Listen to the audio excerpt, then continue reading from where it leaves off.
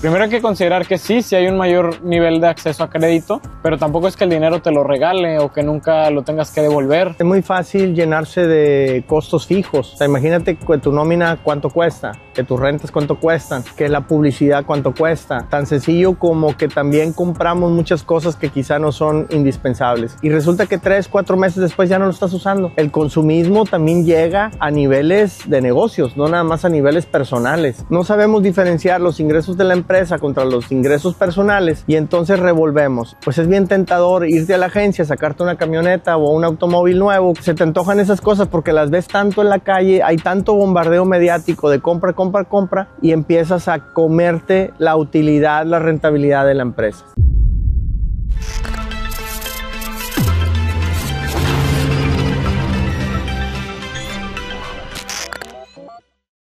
Comprando América sale a la calle porque para poder vender, para poder crecer, tenemos que salir a la calle a tocar puertas, tenemos que ir a las redes sociales, tenemos que buscar metodologías de cómo vender más para poder crecer.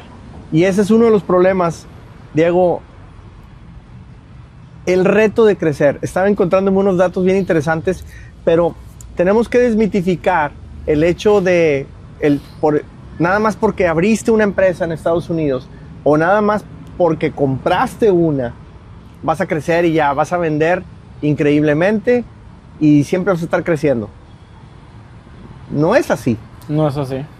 Entonces, fíjate, y te lo digo por experiencia, negocios que pude hacer crecer arriba de $1 millón, después nos estancamos por años y ya ves que dicen que no, el primer millón es el más difícil.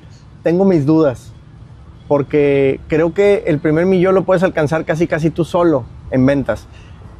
Después es cuando entran todos los demás retos, capital, más inventarios, más personal, más talento, más de todo, y ahí es donde se complica. Entonces, creo que el crecimiento, y te lo digo por experiencia, no es fácil lograrlo. Así es que, fíjate, tengo unos datos bien interesantes. Solo el 4% de las pequeñas empresas supera el $1 millón en venta. Es decir, la mayoría se queda como autoempleos. El 50% no sobrevive más de 5 años. Y me queda clarísimo porque el fundador se cansa, ¿no? Entonces, ¿sabes qué? Me rindo, vámonos. 82% de los fracasos se debe a problemas de flujo de caja. Sí, no tenemos suficiente capital para seguir existiendo.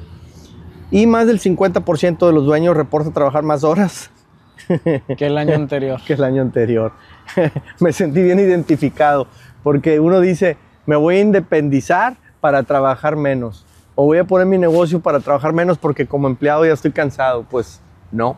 Bienvenido a la realidad. En realidad aquí acabas trabajando mucho más. Sábados, domingos, a todas horas, ¿no? Sí, aquí en todos lados los dueños de negocio, a pesar de que hay muchos libros que te dicen compra tu tiempo de vuelta y el negocio como herramienta de libertad, pues eso toma tiempo. Igual que crecer el negocio, igual que ir por un negocio, igual que empezar un negocio. A veces discutimos de si deberíamos hacer estos temas más atractivos, pero pues la realidad es que es así y no podríamos hablar de algo distinto, ¿no? No podríamos prometer algo que no es. Y fíjate que a mí ahorita, perdón que te interrumpa, pero precisamente fue una de las cosas que me dijo Gaby cuando me vio que iba a hacer redes sociales. Dijo, bueno, nomás te voy a pedir un favor. Nunca le mientas a la gente ni le hagas creer que está bien fácil nada más porque vienes a Estados Unidos, porque a nosotros nos ha costado un montón.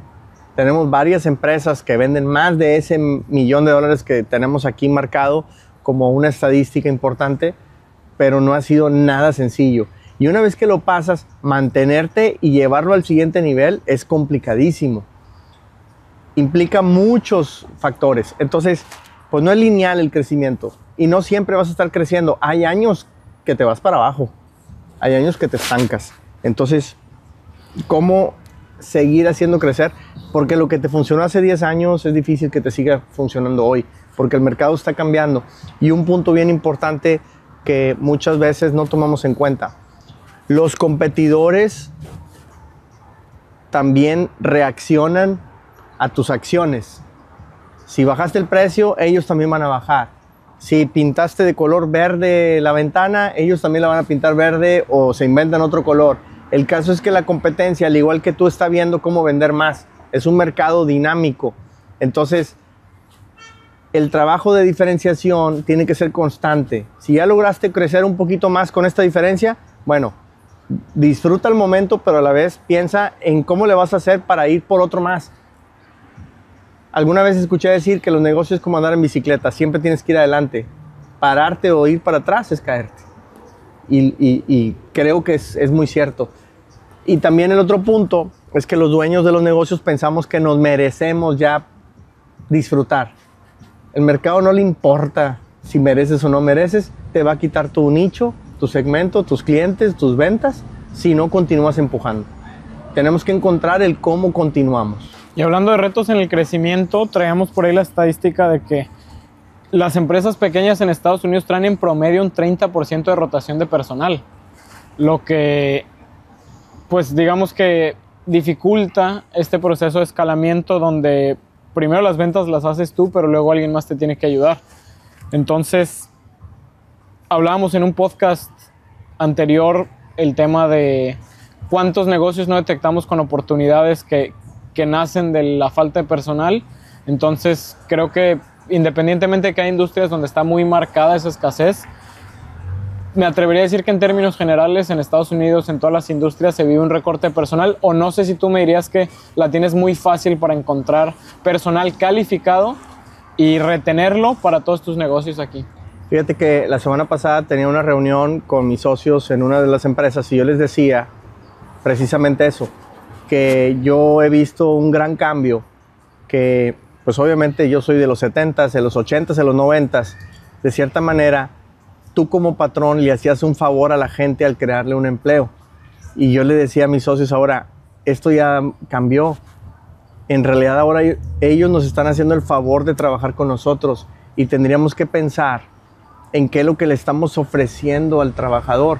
Y no me refiero a salario y prestaciones, sino cuál es el camino, cuál es la visión, cuál es el sueño, qué objetivo perseguimos como empresa. Porque también el decir, queremos vender más para ganar más, así seco, pues pareciera entonces que lo único que importa aquí es cuánto dinero le damos al dueño. Alguna vez me platicaron de una reunión de directivos en una empresa importante en México y sacaban un recorte del periódico donde venían los hombres más ricos de la región. Y no estaba el dueño de esta empresa. Y te imaginas la cara que pusieron las personas cuando el director financiero les dice, tenemos que luchar porque nuestro jefe, o sea, el dueño, el fundador, aparezca en esta lista. Y los directivos se voltean a ver así como que, ¿de qué estás hablando? O sea, ¿me estás diciendo que nuestro esfuerzo debe ser para hacer más rico al dueño? ¿Y a mí qué? ¿Qué con eso? O sea, eso no vende. Quizá en otros tiempos eso puede ser importante, pero yo pienso que ya todos buscamos más bien un sueño. Como aquí en Comprando América, pues sí queremos adquirir empresas, queremos invertir en Estados Unidos, pero porque queremos potenciar a través de esto la creación de oportunidades profesionales en Latinoamérica. No nada más aquí en Estados Unidos, en Latinoamérica. Eso no lo ve, o sea, eso ha integrado y ha apasionado muchísimo a nuestro equipo. Y estamos trabajando durísimo y a veces te das cuenta que hay alguien trabajando un domingo a la noche, mandando un mensaje el sábado, o sea, no hay horarios, no hay días, porque estamos todos apasionados con el proyecto. Pero es bien difícil atraer talento, hay mucha escasez de personal en algunos ramos, temas médicos, en temas de servicios, mecánicos, es que muchas empresas se quejan de escasez de choferes de camión, por ejemplo, para los transportistas, faltan contadores, hay muchas áreas. Faltan doctores, faltan enfermeros, faltan veterinarios y así podemos enumerar otras N industrias porque hace falta mucho talento. Y luego las redes sociales han hecho que los jóvenes ya no se interesen por cualquier cosa. Entonces, si te vas a ir a un negocio que no es sexy, tendríamos que ver cómo le hacemos divertido, cómo le hacemos sexy ese negocio a los jóvenes para que se quieran integrar. Eso es un tema bien complejo, ¿no? Y otra parte que me parece interesante, porque lo encontramos en el estudio y no sé cuál sea tu lectura sobre el tema. ¿Por qué el 80% de los negocios fracasan por temas de flujos y aquí hay tanto acceso a crédito? Y te hago la pregunta, quizás yo entiendo un poquito más la respuesta, pero te hago la pregunta porque hemos escuchado casos que dicen, no, yo me quiero ir a Estados Unidos porque está bien fácil acceder a capital. Primero hay que considerar que sí hay un mayor nivel de acceso a crédito, pero tampoco es que el dinero te lo regale o que nunca lo tengas que devolver. Por ahí nos platicaba alguien que asistió a uno de nuestros eventos que recibió estímulos en la pandemia y que este año ya se los estaban cobrando.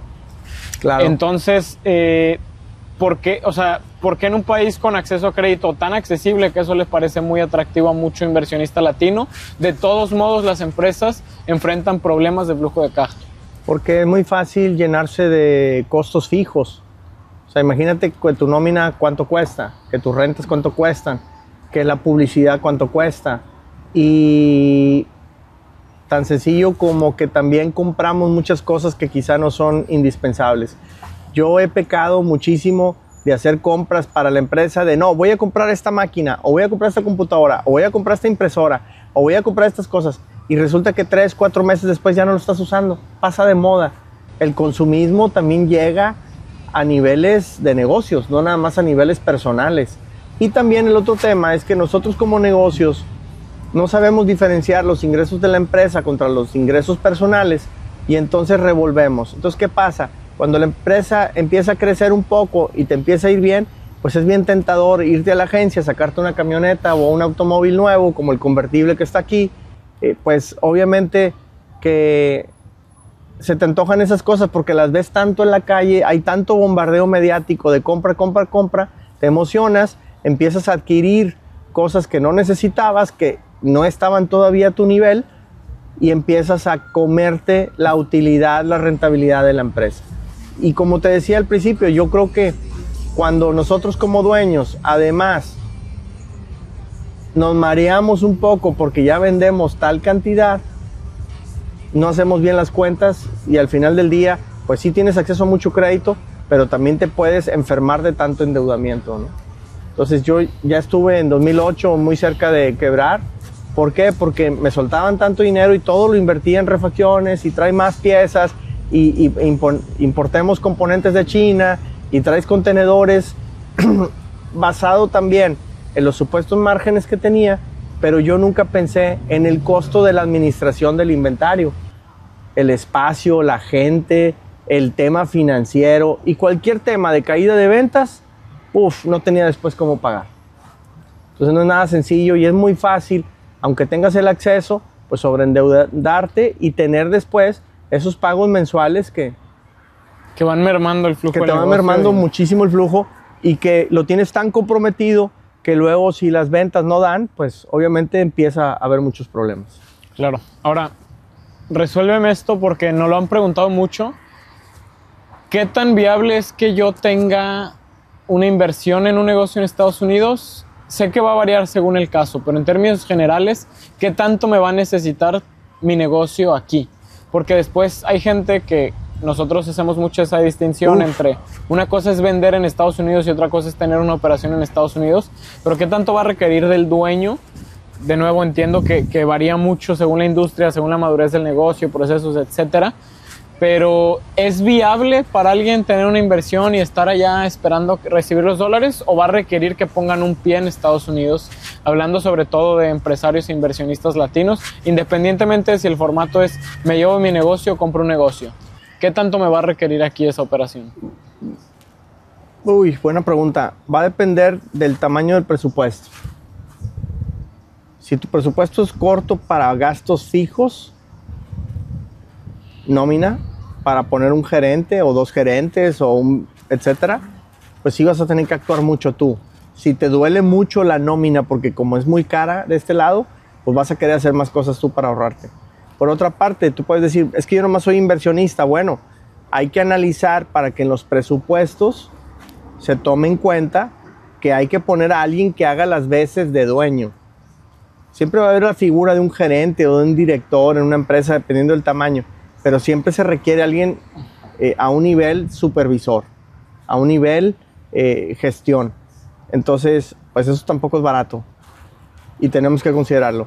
Si pensamos de que no, es que yo voy a empezar el negocio mandando un camión de $50,000, lo vendo, me gano 20, ya tengo 70 y ya.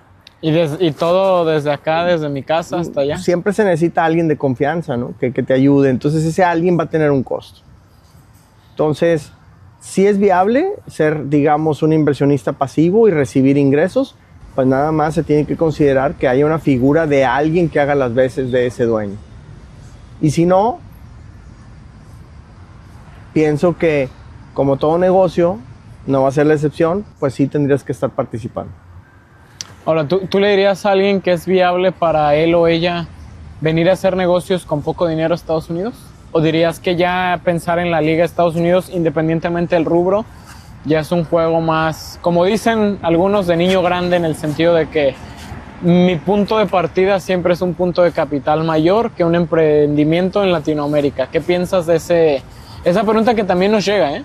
Obviamente hay mucho autoempleo, muchas personas aquí que se independizan, que ya trabajaban para alguien y ponen su propio negocio.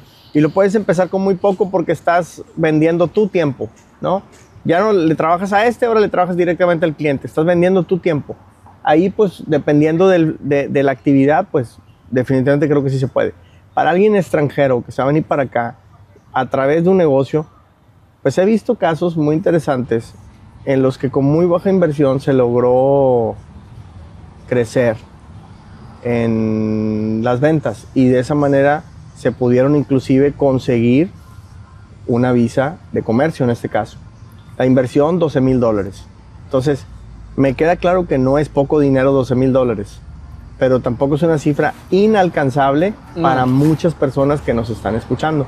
Entonces, sin que le quiera faltar yo el respeto a nadie, creo que con una cierta estrategia, trabajo, de ahorro, etcétera, quizá en 2-3 años alguien que trabaja para tal empresa pudiera reunir $12,000 y empezar un comercio que eventualmente te lleve a una visa de comercio. Estos chicos, con el tiempo, no solamente hicieron crecer esos 12,000, sino que dieron tantas vueltas que ya tienen una tienda física aquí en Texas. Y alguna vez me confesaron, hey, ya tengo un capital interesante como para buscar inclusive otro tipo de visa. En 3 años, le dieron vuelta, pero lo que sí es que se metieron mucho a estudiar los famosos anuncios de Facebook y por ahí pudieron lograr ventas, inclusive antes de tener el producto aquí. O sea, de que hay opciones, sí las hay. Después Tomás me decía, búscame un esquema para que con $50,000 podamos tramitarle la visa de negocios, la E2, la de inversión, a muchas personas. Si él me está poniendo esa meta, significa que él ya vio que a personas se las aprobaron y que puede haber escenarios en los que con $50,000 consigas una visa. También, eso abre las puertas a muchas personas, entendiendo que no es poco dinero. Pero $1,100,000 de pesos, pues no es tan, no es tan inalcanzable para todo el mundo. No es exclusivamente de los más ricos de la ciudad. Pudiera haber gente de clase media que dijera, a lo mejor tengo acceso. Y ahora, hablando de retos en Estados Unidos, sácame de esta duda. Estados Unidos es un entorno más fértil y por ende más fácil porque hay mucho mayor consumo y bueno, naturalmente por el número de habitantes es un mercado más grande que México. O por lo contrario es más difícil porque, como tú dices, es la Champions League y aquí solo juegan los mejores competidores. Entonces, para resumir la pregunta, ¿Estados Unidos es un mercado más fácil o más difícil de penetrar y por qué? Me quedo pensando porque por una parte sí creo que hay un territorio más fértil porque aquí no pagas moches para que te abran o te den el permiso, porque no tienes que dar moches para que venga el inspector y por fin te den el RFC y puedas operar. Y luego venga al banco y se tarde unas 2 semanas. No, o sea, aquí abren muy rápido la empresa, es muy fértil. Si tienes una propuesta de valor bien diferenciada, bien clara, y sobre todo, fíjate, la sabes comunicar, porque lo he vivido. En una de mis empresas desarrollé tantos diferenciadores que realmente me sentí único. Estoy seguro que somos únicos en el mercado. Pero por 16, 17 años no lo supe comunicar. Entonces nunca explotó. El día que entendimos cómo comunicarlo, cómo venderlo, de un año para otro crecimos 30%. Una empresa bien madura de 16, 17 años de existencia. O sea, no te estoy hablando de algo de un día para otro, pero estancada. De repente aprendimos 30%. Y ahora hay una expansión que este año tenemos que crecer otra vez a casi triple dígito. Y entonces, pero la importancia es sabernos comunicar. Entonces, ¿por qué te digo esto? Porque sí pienso, estoy convencido que tenemos que encontrar una muy buena diferenciación. Tener una historia que contar, yo insisto mucho con eso, porque la gente se enfoca mucho que nomás porque Estados Unidos y está bien grande, vendo mucho más. Entonces, ahí es donde entra otro reto. Es tan grande el país que competir en ligas mayores pienso que sí es dificilísimo. Pero si te enfocas a las ligas menores dentro de Estados Unidos, es decir, pequeños nichos, creo que puede tener un área de oportunidad enorme, porque este país es tan grande que los grandes se enfocan a lo grande y te dejan muchos pequeños nichos. Pero ese pequeño nicho para nuestra empresa puede ser muy grande. Sí. Entonces, si desde un principio pensamos en pequeño, podemos ser muy grandes. Y ahí es donde nos marea mucho el extranjero que viene aquí pensando que, ¿sabes qué? Esto va a reventar y voy a multiplicar por 100 veces mis ventas. Pues no tienen ni capacidad de producción, ni de atención. O sea, si fueras alguien de marketing digital, que es muy común, pues no tienes capacidad de atender a 1000 clientes. Puedes atender a 10 a lo mejor y es mucho trabajo. ¿Qué te hace pensar que vas a agarrar 1000 clientes? No, piensa en agarrar los 10 que son los que te caben, sí, ¿no? En tu operación. Entonces, ahí siento que nuestra mentalidad es la que puede hacer que se vuelva tan fácil o tan difícil entrar a Estados Unidos. Insisto, he visto casos bien exitosos y he visto fracasos estrepitosos de empresas muy grandes porque pensaron en ese multiplicador nada más y vámonos, cuando en realidad no tenían gran cosa que ofrecerle al mercado y trataban de entrar a los niveles grandes cuando acá en lo chiquito había mucho que hacer. Sí, y solo se les ocurre como canal de venta a algunos las 5 marcas grandes, ¿no? Las 5 tiendas grandes y pues por ahí es por donde no se empieza. Sí, porque entrar a esas tiendas grandes nunca quieren ser el primer cliente. Yo he tenido la experiencia que cuando vas a una de esas tiendas grandes te preguntan a quién más le vendes. Ellos no van a ser el conejillo de Indias. Claro. Hay que comprobar primero que el mercado te acepta. Ellos quieren productos ganadores, no quieren experimentos ganadores. No se pueden dar ese lujo. Sí. Interesante. Y si tú estuvieras fuera de Estados Unidos y tuvieras que buscar asesoría y Comprando América no existiera, ¿cómo buscarías? Y esto lo pienso porque siempre lo he visto así. Definitivamente, como tú dices, no vamos a podernos comer el pastel completo, ni lo queremos hacer.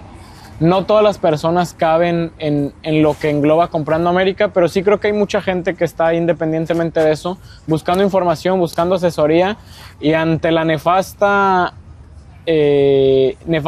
sobreoferta de pseudoexpertos que asesoran mal o que ni siquiera asesoran, pero que están publicando sandeces en el internet, pues hay un punto medio que tenemos que encontrar en estos medios de comunicación masivos, gratuitos, de dar como la guía correcta independientemente si lo quieran hacer por medio de nosotros o no. Entonces, ¿qué le dirías a alguien que quiere buscar asesoría, los primeros pasos a tomar en el supuesto de que Comprando América no existiera? ¿Qué pasos debería seguir? Primeramente revisaría si el producto es viable de traerlo o del servicio es viable de venderlo en Estados Unidos, si no hay alguna regulación, si no necesitas una certificación, etcétera. Entonces empezaría con algún agente aduanal, algún experto en comercio internacional que te dé algo de información, pero después y quizá al mismo tiempo o inclusive antes, yo me iría a expos y convenciones, a foros en redes sociales o en grupos de redes sociales o en foros de discusión como los que existen ya en Reddit y todo esto, ¿no? Y ahí empezaría a indagar. ¿Qué pasa? ¿Qué pasa? ¿Qué pasa? Y me buscaría quizá un buen experto, un asesor comercial. Ir primero sobre la venta y después, si tienes ventas, arreglamos. Pero primero intentar vender para ver qué es lo que ocurre, qué te dicen por ahí afuera, ¿no? Y me parece que primero me enfocaría en un asesor comercial, porque también ya con recursos pues puedes invertir en otro tipo de asesores, en abogados, en contadores, etcétera. Pero yo me iría por ahí. Primero buscar un muy buen aliado comercial que me ayude a investigar si realmente este producto es viable o no. Tú has hablado mucho de que hay otros países, otras regiones que impulsan a que la gente migre a otros países a crear oportunidades. Sabemos el caso de Filipinas, me parece, sabemos el caso de Corea, mientras que en países latinos, al menos en el panorama actual, 2025 que grabamos esto, pues eso no es viable, no existe, al contrario. Algunos que se salen del país los tachan de traidores. ¿Qué le dirías tú a un gobernante en turno de cualquier país latinoamericano, para no meternos en partidismos locales, que tiene que entender y que seguramente no ha entendido sobre la dinámica positiva que genera el empresario al irse a Estados Unidos o a cualquier otro país? El empresario que sale de su país para empezar a generar oportunidades en tierras más fértiles, llámale Europa, llámale Estados Unidos, llámale Canadá, que no han entendido que tienen que entender esos gobernantes que pues o no se les ocurre, o no lo entienden, o no lo ven, el tema de que sí necesitas que la economía interna se estimule con gente que sale, con talento que sale, con empresas que salen, con empresas que se internacionalizan. Mira, es bien común ver en México que hay tantos migrantes que se van al campo o se vienen acá, y tú te das cuenta que hay pueblos que subsisten gracias a las remesas, a los envíos de dinero que hacen estos trabajadores mexicanos a sus familias. Y te das cuenta porque el pueblo, pues a lo mejor casi no tiene hombres, esposos, porque andan acá, sobre todo en épocas de pizcas, etc. Y tú ves que el pueblo de alguna manera se sostiene o prospera. Pero ellos vienen a buscar salarios pues muy bajos, en ocasiones mínimos, y aún así ayudan. Entonces yo siempre me he pensado que por qué nos enfocamos tanto en lo barato. El gobierno mexicano dice, pues qué bueno que se vayan los campesinos. Y me pongo a pensar, ¿y si se fueran los empresarios? ¿Y si fomentáramos mejor a los que generan mucho valor agregado y no al campesino, que va a venir a regalar su trabajo? Más aún, las administraciones de gobiernos federales, gobiernos estatales, desde que empezó a hablarse de nearshoring y el Tratado de Libre Comercio, ¿qué empezaron a hacer? Vénganse a maquilar a México. Ahorita que no, se pelearon con China, fabuloso, porque va a venir una ola de nearshoring y todas las esperanzas están en que las empresas vengan y se establezcan a México para maquilar en México por nuestra mano de obra barata. Me duele que piensen así, porque está comprobado que la maquila pues ni mejora los salarios, ni mejora las condiciones, o sea, nos estanca, y el verdadero valor agregado se queda en los corporativos de las empresas, donde se manejan las finanzas, la tesorería. Entonces, claro, donde se crean los productos. Que por ahí podemos hacer la recomendación a ese podcast que estás citando y no, Horacio Marchant con Alejandro Ruelas Gossi, así lo pueden buscar. Uno de nuestros preferidos. Yo lo recomiendo mucho. Sí, pero entonces, una de las cosas que yo propongo, ellos, por ejemplo, ahí hablan del País Vasco y cómo se pusieron a crear ideas. No, cómo lo convirtieron de la región, ¿no?, menos productiva a la más productiva de España en cuestión de años. Sí, entonces yo lo que propongo es que exportemos empresarios, que exportemos emprendedores, ni siquiera profesionistas, tanto como empresarios, emprendedores. ¿Por qué? Porque van a generar, se van a conectar con un nuevo mercado y no dejan de tener la conexión con el mercado local, y ahí sí pudiéramos traer productos más diferenciados, encontrar mejores soluciones. Yo he logrado penetrar con empresas muy fuertes en México a clientes de Estados Unidos, y yo represento quizá el 1% de las ventas de ese grupo en México, pero ellos no pudieron entrar aquí con ese 1% que yo conseguí. ¿Por qué? No es que yo sea un genio, es que yo estoy aquí, es que yo estoy tratando de entender dónde está la necesidad y tratando de resolverla. El problema que tenemos en México y en Latinoamérica en general es que queremos vender desde el escritorio. En las escuelas de comercio se enseña a exportar, cuando deberíamos de enseñarlos es a importar. Y no me refiero de llevar mercancías a Colombia o a México, me refiero a ven, establécete en Estados Unidos y tú mismo importa el producto, y ya estando aquí, busca venderlo. Eso es lo que deberíamos de enseñarles. Por eso a mí me interesa exportar. Allá. Claro, en el Incoterm brincar un poquito más y estar más cerca, y es más, ponérselo en puerta al cliente. Si viera los fabricantes con los que trabajamos, ellos son muy de, no, pues sí te vendo, pero cómpramelo aquí, tú te encargas del flete. Xworks y El de que te Xworks, fue bien. sí, que te vaya bien. O sea, mucha suerte, es tu bronca todo. ¿Por qué no involucrarse un poco más? ¿Por qué no dar valor agregado? Porque estamos llorando por puros precios, porque no queremos hacer nada más, queremos lo cómodo. Y ahí es donde nos ganan el mercado muchos otros.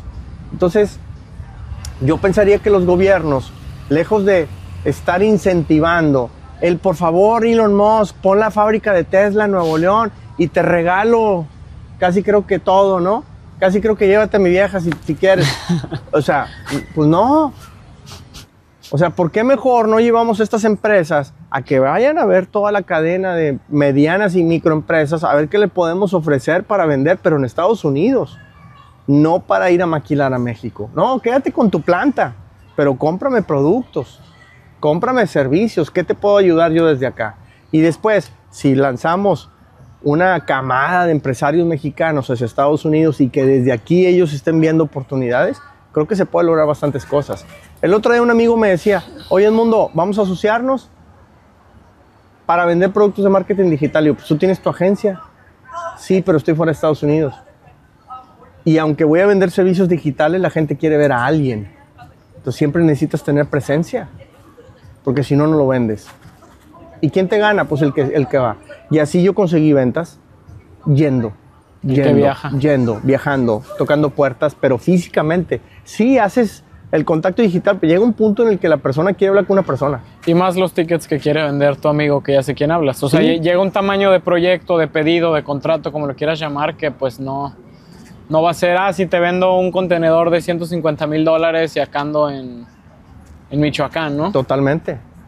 O sea, desde el escritorio no saben hablar las ventas, hay que estar ahí. Y para eso necesitamos tener empresarios y emprendedores aquí en Estados Unidos. Que eso de cierta manera responde el qué tanto va a requerir el negocio al empresario. Sí. Que digo, va a ser una forma de tracción natural en el sentido de que pues si el negocio te va pidiendo más es porque te está yendo bien y no tendrás ni problema con los recursos ni con el tiempo de venir, ¿no? Sí, y a mí lo que me gustaría es que en lugar de esos secretarios de economía o secretarios de fomento económico, de lo que sea, que vengan a Europa, a Estados Unidos, a China, a buscar que las empresas vayan y se establezcan en México, a mí me gustaría que fuera al revés. Déjame, me llevo un grupo de empresarios y emprendedores para ir a promoverlos allá y a ver cómo les ayudo en que se saquen la visa de comercio, en que se saquen la visa de inversionista. Yo te la subsidio, es más, yo ya tengo un abogado pagado por nosotros, que si tú te metes, pues nomás pagas tu prima en el consulado. Yo lo tengo en mi nómina y él está gratuito para ustedes si cumples con estos requisitos.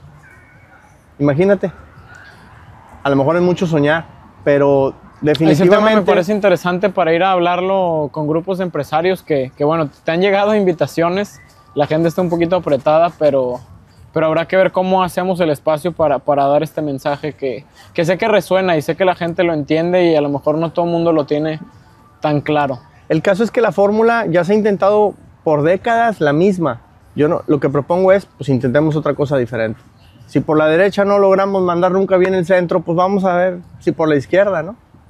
Si por el centro, a lo mejor si es el balonazo al área, si es otra cosa, pero jugar diferente. Entonces pienso que tenemos que intentar varios escenarios y ver cuál es el que mejor nos funciona. La tecnología ahora al menos nos permite acercarnos mucho más. Bueno, pues tema que veo que te apasiona y me gusta. Y sin duda sé que mucha gente de la que tenemos cerca, los miembros y colaboradores, pues están aquí también porque comparten esa filosofía que va más allá de ver cuántos dólares nos vamos a ganar en el siguiente pedido, en el siguiente contrato, en el siguiente negocio, sino de realmente compartir un mensaje que trascienda. Palabra, no me encanta la palabra porque creo que se sobreusa y se malusa, me encanta el significado, pero creo que si mantenemos esta fiel convicción de trascender en estas acciones, pues algo se debería lograr diferente. Y me queda claro que no espero nada de los gobiernos, entonces nosotros, los empresarios y emprendedores, son los que tenemos que tomar acción. Y de nuestra parte, pues ya que estamos aquí, pues tratando de ayudar al que viene por atrás. Y ojalá juntos podamos quitarles esa gran curva de aprendizaje que hay que tener y que es muy costosa y dolorosa. Y si nosotros la evitamos, pues podemos impulsar a muchas personas. Y ojalá muchos crezcan muchísimo más grande que nosotros. Y seguramente en algún punto nos jalarán también a crecer con ellos. Hay que cambiar la mentalidad y eso es Comprando América. Edmundo, pues seguimos Comprando América, invitando a la gente a que comente, a que se suscriba, a que nos digan qué otros temas les parecerían interesantes para tocar. No todos son estrategias de negocios, a veces hay que entrar un poquito al terreno más pues ambiguo, porque al final los retos de crecimiento son ambiguos y incluso encontramos ambivalencias, porque lo mismo que es una oportunidad se vuelve un reto. Por ejemplo, el tema del personal que lo tocamos, entonces pues no es fácil. Lo dijimos al principio, hay que reiterarlo.